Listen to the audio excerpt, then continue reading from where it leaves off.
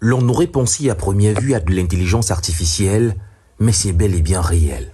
C'est revêtu du treillis du chef des armées que Ibrahim Traoré s'est adressé à la nation ce mercredi 10 décembre à l'occasion du 65e anniversaire de l'indépendance du Burkina Faso.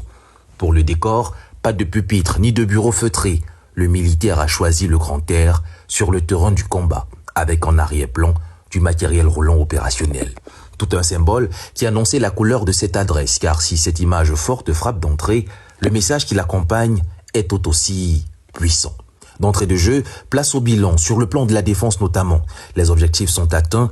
En un mois seulement, des pans entiers de territoire ont été reconquis, les terroristes mis en déroute.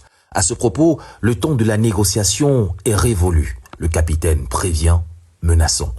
Mais nous leur disons qu'à présent, ils n'ont que deux choix.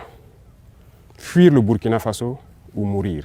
Parce que les forces combattantes sont engagées dans cette offensive et ça va continuer. Nous allons poursuivre jusqu'aux limites de nos frontières et sécuriser le Burkina Faso pour que le Burkina Faso vive en paix, se développe, soit prospère, soit un modèle qui inspire les autres nations. Après l'hommage appuyé aux soldats placés en première ligne de ce combat, le chef de l'État rappelle la mission principale, à savoir la quête de la souveraineté, laquelle doit s'incarner dans tous les secteurs de la République. À cet effet, Ibrahim Traoré salue les forces vives de la nation qui ont compris le combat et qui, chacun à son niveau, participent à transformer cet idéal en réalité. Des enseignants aux médecins, en passant par les agriculteurs ou encore les hommes d'affaires, c'est à juste titre que ces maillons de la grande chaîne de la Révolution reçoivent félicitations et encouragements de la part du président. Cela dit, Ibrahim Traoré souligne l'impératif de réussite dont se dote la mission. Le Faso est un modèle, l'échec est interdit. Le Burkina Faso aujourd'hui est une vitrine, est un modèle. Nous sommes observés, les gens nous suivent et nous n'avons pas le choix que de réussir. Et j'ai ce plaisir de dire que nous sommes sur la bonne voie et que nous allons réussir. Le Burkina Faso doit continuer à faire ses preuves et les faire vite, car pour susciter l'émulation des autres, le temps est compté.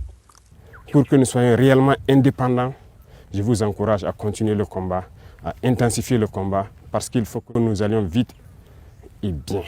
Pourquoi je le dis? Il faut que nous allions vite et bien, parce que tout le monde nous regarde.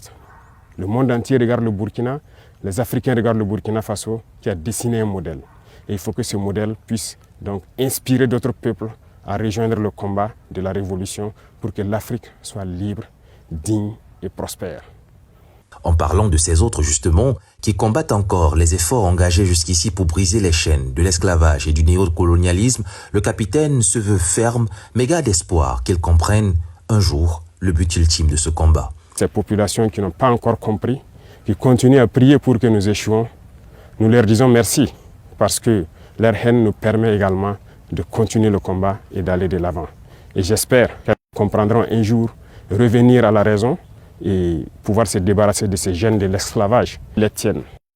Ce fut donc 7 minutes et 49 secondes, sans lire ni réciter, un réchauffé préparé à l'avance. 7 minutes et 49 secondes d'un message clair et concis, un ordre de mission direct, une feuille de route affinée, une espérance avérée et une communion authentique d'un homme avec son peuple. Ce fut 7 minutes et 49 secondes seulement, mais assurément 7 minutes et 49 secondes qui resteront à jamais gravées dans l'histoire de l'Afrique nouvelle.